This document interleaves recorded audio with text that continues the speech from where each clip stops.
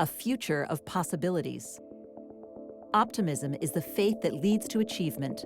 Nothing can be done without hope and confidence. Helen Keller, Perkins class of 1894.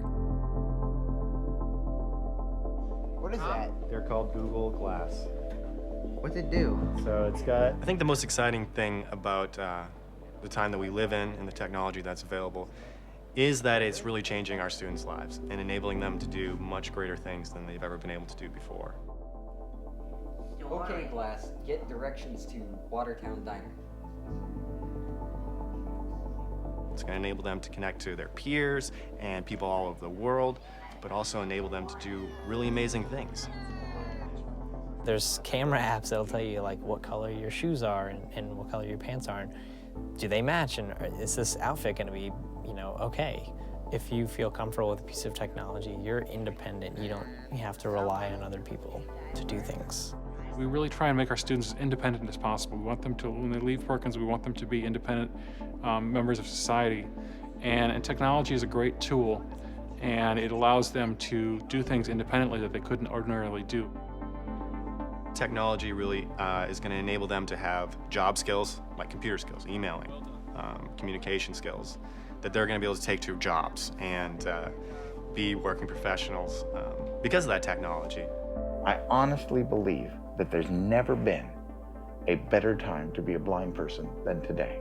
And a large component of that is that technology gives us access to so much information in a variety of different ways that before we were dependent on sighted people to provide us. I love that God has allowed me to take whatever it was I had and to make something out of it. Stevie Wonder.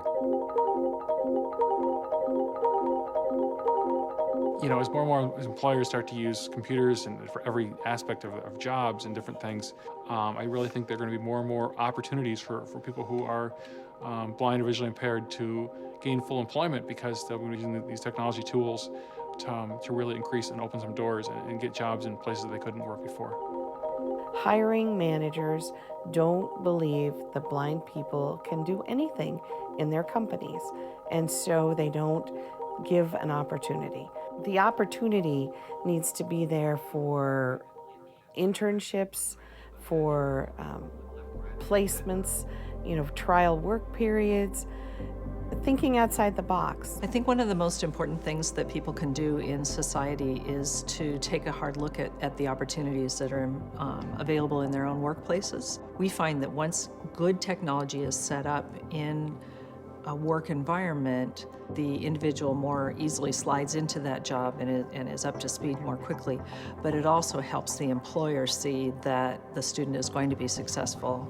When a person graduates from high school or college and anticipates becoming part of the adult world, there is a natural assumption that that's going to include employment.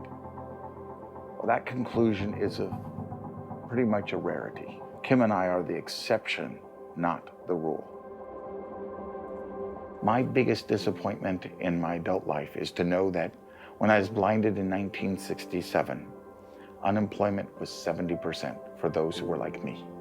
I'm now 58 years old, and the numbers have not improved. Technology helps us stay in the race, but it in and of itself is not providing the solution. The only solution is if the community as a whole, the sighted community, the people who are making the decisions to employ or not employ, to take ownership of that question and make a difference themselves. One person at a time, one individual at a time, one success story at a time.